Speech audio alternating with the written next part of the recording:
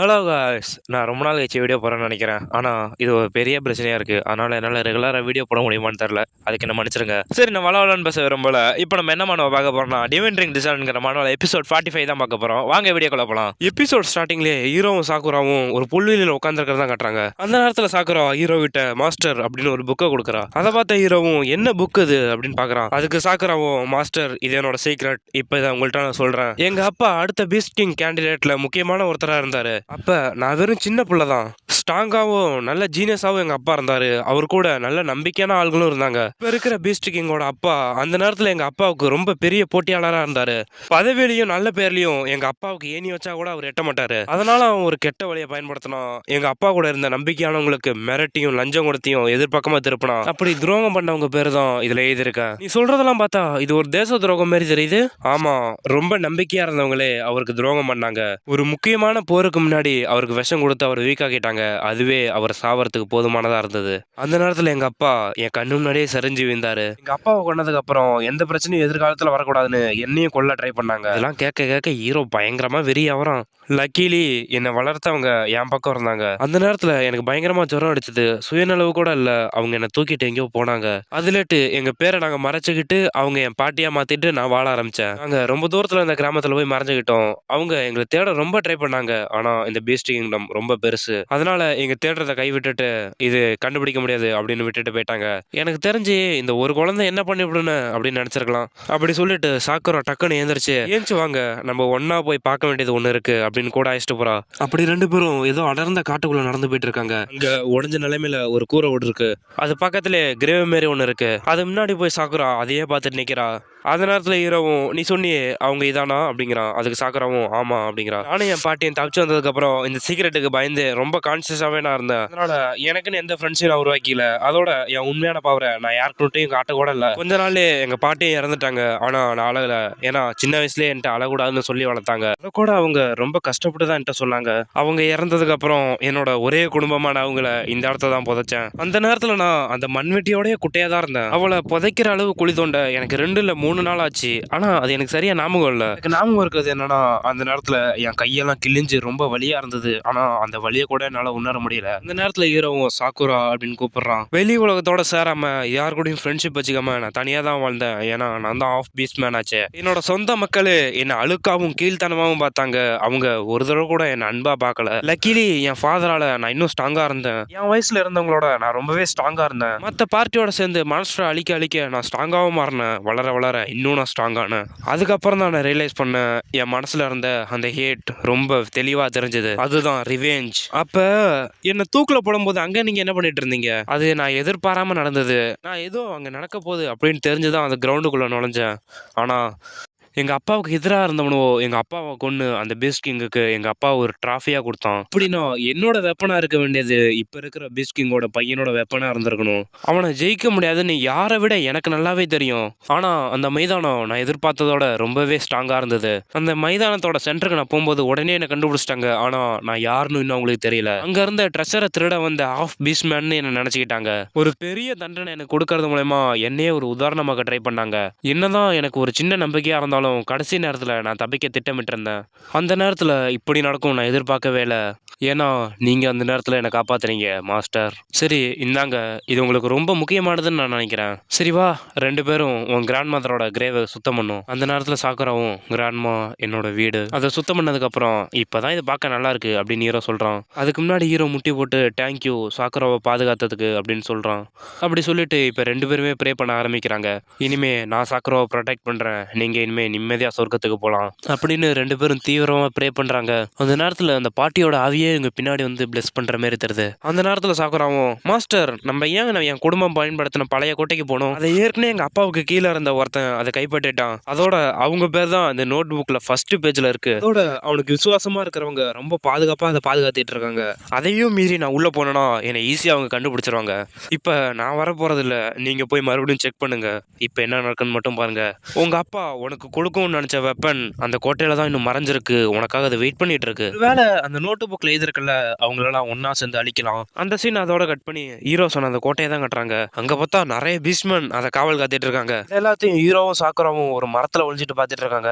Change axe guard level 30, lower bow hunter level 22. ரொம்ப இன்ட்ரெஸ்டிங்கா இருக்கு. கேட்டை காட் பண்றவங்களே லெவல் 30க்கு மேல இருக்காங்க. அப்ப உள்ள எப்படி இருப்பாங்க அப்படின்னதும் ஹீரோவும் சாக்குரா கூட சேர்ந்து யோசிச்சு பார்க்கறான். இந்த கோட்டையில இப்போதைக்கு 10க்கு மேல காட்ஸ் இருப்பாங்க. அதோட எங்க அப்பாவுக்கு துரோகம் செஞ்ச 7 இல்ல 6 பேர் இங்க இருப்பாங்க. நம்ம 2 பேரும் சேர்ந்து இதை பண்ணா அது நம்மளுக்கு ஈஸியா தான் இருக்கும். ஆனா அதுல ஒரு சின்ன தப்பு பண்ணாலும் அவங்க ட்ரூப்ஸ் எல்லாமே சேர்ந்து ஒன்னா வந்து நம்மள அட்டாக் பண்ணும். அது நம்மளுக்கு ரொம்ப ஆபத்தா இருக்கும். குறைஞ்சபட்சம் அதுல நான் இறக்கோட வாய்ப்பு இருக்கு. இதுல நீங்க சாக மாட்ட, உயிரோட தான் இருப்ப. அங்க இருக்கிற எல்லாத்தையும் நான் ஒரே அட்டாக்ல டிஃபீட் பண்ணா மீதி இருக்கிற ஜெனரல்லாம் நீ பார்த்துப்பல. என்னது, பீஸ்மன் சோல்ஜர் எல்லாத்தையுமே ஒரே நேரத்தில் வைப் அவுட் பண்ண போறியா? 50க்கு மேல இருக்க ஜெனரல்ஸையும் சேர்த்து வைப் அவுட் பண்ண போறியா? இது உண்மையிலே சாத்தியம் தானா? நான் பண்ணி பார்க்குறேன். அது நடக்குமா நடக்காதுன்னு தெரியாது. இப்போ நான் வெறும் லெவல் 7 தான். ஆனா ஜெனரல்லாம் குறைஞ்சபட்சம் 50 லெவலுக்கு மேல இருப்பாங்க. அதனால அவங்கள என்னதான் அட்டாக் பண்ணாலும் மீதி கொஞ்சம் தான் ஹெச்பி இருக்கும். அதை பார்த்துக்கலாம்னு நினைக்கிறேன். மாஸ்டர், என்ன உயிரோட இருக்க சொல்றீங்கல்ல, நீங்க எந்த மாதிரி இமேஜின் பண்ணி வச்சிருக்கீங்க? என்ன வகைனா அவங்க மொத்த உடம்புமே கிழிஞ்சு தொங்குற அளவு நான் இமேஜின் பண்ணி வச்சிருக்கேன். அதுக்கப்புறம் அந்த ஃபினிஷிங் மூவை நீனே கொடு, அதை நான் உன்ட்ட விட்டு விடுறேன். ஹீரோ சொன்னதை கேட்ட சாக்குராவும், மாஸ்டர் இன்னுமே என்னோட லெவல் கம்மியாக தான் இருக்காரு. ஆனா அவரோட உண்மையான பவர் நான் நினைச்சு பார்க்கறதோட அதிகமா இருக்கணும். சரி, நான் அதை பண்றேன் மாஸ்டர் அப்படி சொல்லிட்டு அங்க இருக்கிற பீஸ்மேன் கண்ணில் படாம சாக்குரா மறைஞ்சு மறைஞ்சு போக ஆரம்பிக்கிறா. நீங்க உண்மையிலேயே இதை இப்போ பண்ண போறீங்களா? நம்ம வேணா இங்கேட்டு ஓடி போயிட்டு அப்புறம் கூட வந்து செய்யலாம். என்கிட்ட டெட் ஸ்லாஷ்னு ஒரு ஸ்கில் இருக்கு. அது மூலயமா நான் பார்க்குற தூரத்தில் யார் இருந்தாலும் அவங்கள ஸ்லாஷ் பண்ணிட்டு மறுபடியும் பின்னாடி வித்ரா பண்ண வைக்கனால. மாஸ்டர், நீங்க உண்மையிலே இதுல கன்ஃபார்மா இருக்கீங்களா? இது ரொம்ப கஷ்டமானது, அதோட ஆபத்தானது. இதுல மட்டும் நம்ம ஃபெயில் ஆனோம்னா என்ன நம்பு. நான் சிக்னல் கொடுத்ததும் நம்ம பிளான் படி பண்ண. மாஸ்டர், அவர் யூகத்துல எதுவுமே சொல்ல மாட்டாரு. இப்ப நான் பண்ண வேண்டியதெல்லாம் அவர் மேல நம்பிக்கை வச்சு எனக்கு கொடுத்த பாத்திரத்தை நான் செய்ய வேண்டியதான். இது எனக்கு ரொம்ப வித்தியாசமா இருக்கு. இங்கேட்டு நான் ஓடும்போது நான் எதுவுமே தெரியாத ஒரு சின்ன பிள்ளையா இருந்தேன். அப்படி இருந்தாலும் இங்க இருக்கிற எல்லா பாதையும் என் மைண்ட்ல இன்னும் அப்படியே இருக்கு. உன்னோட வேலை என்னன்னா அந்த கோட்டைக்குள்ள இருக்கிற நல்ல பெரிய பரந்த இடமா நீ கண்டுபிடிக்கணும். அதுக்கப்புறம் அந்த இடத்துக்கு எல்லாத்தையும் கொண்டு வரணும்.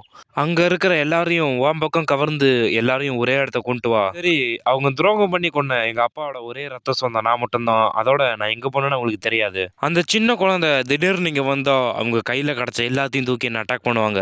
அவங்க என்ன உயிரோட விட்டது இன்னுமே அவங்க ஆள் மனசுல அவங்கள தூண்டிக்கிட்டே இருக்கும், என்னை எப்ப கொல்லுவீங்கன்னு. அதே போதும் அவங்க ரொம்ப கவலையாகிறதுக்கு. இப்படி சாக்குரா உள்ள போறதை பார்த்துட்டு ஹீரோ வெளியே நின்றுட்டு இருக்கான். 100க்கும் மேல இருக்கிற பீஸ்மேன் சோல்ஜர்ஸ் அப்புறம் ஹை லெவல் ஜெனரல்ஸ் இவங்களெல்லாம் ஒரே அடியில தோக்கடிக்க இங்கேட்டு முதல்ல நான் வேற எங்கேயாவது போயிட்டு அட்டாக் பண்ண ரெடி ஆகணும். சாக்குரா, உன்னோட எல்லா எனிமியும் நம்ம அழிக்கும். அதோட என்னோட எவன்ஸ் பவரோட ஃபுல் பவர் என்னன்னு இப்ப நான் தெரிஞ்சுக்க போறேன். அப்படி சொல்ற நேரத்திலே சாக்குரா அந்த பிளேஸோட சென்டருக்கு வந்துடுறா. இந்த இடத்துல எல்லாத்தையும் முடிச்சிட வேண்டியதான் அப்படின்னு அந்த கேஷலோட ட்ரைனிங் கிரவுண்டுக்கு வரா. அந்த ட்ரைனிங் கிரவுண்ட் சென்டருக்கு போன சாக்குரா, இந்த இடம் தான் சின்ன வயசுல நான் விளாண்ட இடம். அதோட இந்த இடத்த தான் குற்றமானவங்களோட முடிவும் இருக்க போகுது. அதை பார்த்துட்டு இருந்த சோல்ஜரும், ஏய் அது யாரு? அது ஒரு ஆஃப் பீஸ்மேன் தானே அப்படின்னு கத்துறாங்க. அந்த நேரத்தில் சாக்குராவும், மாஸ்டர் நான் ஒரு பர்ஃபெக்ட் பிளேஸ் நான் கண்டுபிடிச்சிட்டேன். அவங்க என்ன ரியலைஸ் பண்றாங்களா அப்படின்னு சொல்லிட்டு, டேய் உங்களுக்காக நான் வந்திருக்கேன், எல்லாரும் இங்க பாருங்கடா அப்படின்னு கத்துறா.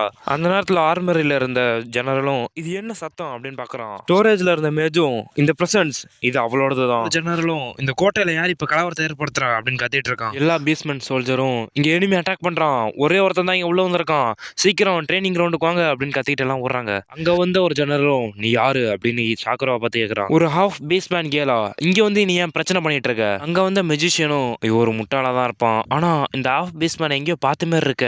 யோசிச்சு பார்க்கும்போது டக்குன்னு சாக்குரா கூட இருந்ததை நினைச்சு பாக்குறான். அப்படி ஞாபகம் வந்ததுமே பக்கத்துல இருந்த ஜெனரலை பார்த்து, வெயிட் அவளை நல்லா உத்து பாரு. ஆமா, அந்த மூஞ்சி, அந்த கண்ணு, அந்த காது, இது அவளே தான். அவ எல்லாரும் செத்துருக்கணுமே அப்படின்னு சாக்குராவை பத்தி நினைச்சு பாக்குறான். எல்லாரும் கேளுங்க, அவ இங்கேட்டு உயிரோட போக கூடாது. டக்குன்னு அந்த போர் முழக்கத்தை முழக்குங்க. இங்க எல்லாரும் இப்ப இந்த ட்ரைனிங் கிரவுண்டுக்கு வரணும். அவன் இந்த ட்ரைனிங் கிரவுண்டை விட்டு உயிரோட எஸ்கேப் ஆக கூடாது. அப்படி அவன் சொன்னதுமே ஒருத்தன் அதே மாதிரி போர் முழக்கத்தை முழக்கிறான். அதை கேட்ட எல்லா சோல்ஜரும் இங்க வேகமா முடியாது. இங்க வந்தவங்களும், இங்க ஏன் இப்ப அசம்பிளி ஹார்ன் அடிச்சிங்க அப்படின்னு கேக்குறாங்க. அந்த நேரத்துல அந்த மெஜிஷியனும், அங்க பாரு அந்த ஆஃப் பேஸ்மேன் கேர்ள் யாருன்னு தெரியுதா? சாக்குராவை பார்த்த மத்தவங்களும் இவ அப்படின்னு வாயை பொழுந்து பாக்குறாங்க. இங்க பாரு, உனக்கு என்ன சாவணும்னு ஆசையா இருக்கா?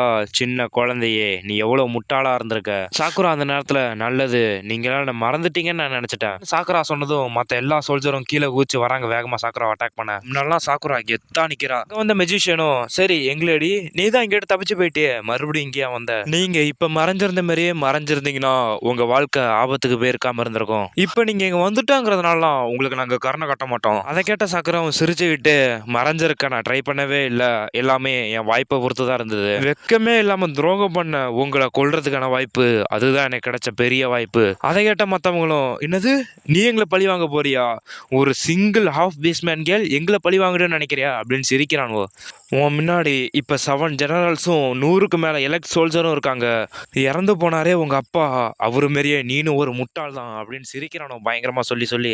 ஏ லேடி அந்த முட்டாள்கிட்ட நாங்கள் ஏற்கனவே சொன்னோம் ஃபோர்ஸ் பண்ணியாவது அந்த சிம்மாசனத்தை நீங்கள் எடுத்துருங்கன்னு, ஆனால் அவர் கேட்கவே இல்லை. அதனால தான் இப்போ இருக்கிற பிஸ்கிங்குக்கு நாங்கள் எல்லா உதவியும் பண்ணி இவரை தோக்கடிச்சோம். அது மூலயமா அவருக்கு ஈஸியாக கிங் கிடச்சிருச்சு. நாங்கள் சொன்னதெல்லாம் கேட்காம அவர் கௌரவமும் நேர்மையாக தான் பண்ணுவோன்னு பார்த்தாரு. நாங்களாம் பீஸ்மேன் இங்கே ஒரு வாருக்கும் போருக்கும் நடுவில் நாங்கள் இருக்கோம், உங்கள் அப்பாவுக்கு நாங்கள் எல்லாத்தையும் சொல்லி புரிய வைக்கலான்னு தான் பார்த்தோம். ஆனால் நாங்கள் சொல்கிறது எதுவுமே கேட்காம அவர் விருப்பத்துக்கு தான் நடந்துகிட்டு இருந்தார். அவர் நாங்கள் சொல்கிறத கேட்காம அவர் விருப்பத்துக்கு பண்ணிட்டு இருந்தார். அதனால தான் நாங்கள் ஒரு ஆப்னண்ட்டை சூஸ் பண்ணோம். அவர் எங்கள்கிட்ட என்ன சொன்னார்னா உங்கள் அப்பாவை மட்டும் நாங்கள் முடிச்சு கட்டிட்டோன்னா அவர் எங்களுக்கு சொல்வத்தையும் மரியாதையும் தரான்னாரு. எங்கள் அப்பாவுக்கு விஷம் கொடுத்து அவங்கள துரோகம் பண்ணதுக்கு வெறும் காசுக்கும் பதவிக்குமா? எதை நீ துரோகங்கிற? உன் முட்டாள் அப்பாவை மட்டும் நான் நேரம் ஃபாலோ பண்ணிட்டு இருந்தேன்னா இவ்வளோ செல்வமும் இவ்வளோ பவரும் எனக்கு கிடச்சிருக்குமா? அவரை நாங்கள் எப்படி ஃபாலோ பண்ண தெரியுமா? அதுக்கு நாங்கள் எவ்வளோ அவமானப்பட்டோம் எல்லாம் தெரியுமா உனக்கு? அதுக்காக நாங்கள் பண்ணது தவறுன்னு ஆயிடுமா? நாங்கள் செஞ்சது தப்பு நான் நீ சொல்கிற ஒரு லைனுக்குள்ளேயே வாழ்றது எப்படி ஒர்த்தாக இருக்கும்? எங்கள் அப்பா என்ன ஆசைப்பட்டாரு, இந்த பீஸ்மனோட எதிர்காலம் நல்லா இருக்கும்னு ஆசைப்பட்டாரு. உங்களுக்கு பண ஆசை வந்ததுனால தான் இப்படி பண்ணீங்க. நான் பார்க்குறேன் நீங்கள் பண்ணதெல்லாம் எப்படி கரெக்டாகும்னு. எங்கள் அப்பா பண்ண பெரிய தப்பே உங்களை ஒரு சொந்த புள்ள மாரி பார்த்துக்கிட்டது தான். அதனால தானே நீங்கள் இப்படி பண்ணிட்டு போயிட்டீங்க. நீ உங்கள் அப்பாவோட திமிரையும் உங்கள் அம்மாவோட ரத்தத்தையும் வச்சிருக்க. என்ன ஒரு அருவருப்பான பீஸ்மேன். உன் இடம் என்னன்னு நீ தெரிஞ்சு நடந்துக்க. எல்லாரும் சேர்ந்து அவளை கொல்லுங்கடா அப்படின்னு ஆர்டர் பண்ணுறான். இந்த நேரத்தில் இவங்களுக்கு தலையில் மட்டும் மேகலாம் சூழ்ந்து லைட்னிங் வர மாதிரி இருக்கு. அதை பார்த்த ஒரு ஜெனரலும் என்னது லைட்னிங்கா, இப்போ கொஞ்ச நேரத்துக்கு முன்னாடி இங்கே கிளியராக தானே இருந்தது, இது எப்படி இங்கே வந்தது அப்படின்னு பார்க்குறான். அதை பார்த்த மற்றவங்களும் என்னடா இது அப்படின்னு பார்க்குறானுவோ. அந்த சீன் அதோட கட் பண்ணி அந்த கோட்டையில 30 மீட்டர் தள்ளி ஒரு மலையில தான் கட்டுறாங்க. ஹீரோ அங்கே பார்த்தா ஃபுல் பவரை யூஸ் பண்ணி டண்டர் போல்ட்டுங்கிற ஸ்கில்லை யூஸ் பண்ணுறான். சாக்குரா நீ கரெக்டாக பண்ணிட்ட, இனிமேல் போய் ரெஸ்ட் எடு, நான் பார்த்துக்கிறேன் அப்படி ஹீரோ சொல்கிறதோட இந்த எபிசோட் முடியுது காய்ஸ். சாரி காய்ஸ் வீடியோ ரொம்ப நாள் வராததுக்கு. நீங்கள் ரெகுலராக இனிமேல் வீடியோ வரும் நண்புங்க, நானும் அதுக்கேற்ற மாதிரியே பண்ணுறேன். அதுக்கு நீங்கள் பண்ண வேண்டியதெல்லாம் லைக் பண்ணுங்கள், ஷேர் பண்ணுங்கள், கமெண்ட் பண்ணுங்கள், மறக்காமல் சப்ஸ்கிரைப் பண்ணுங்கள்.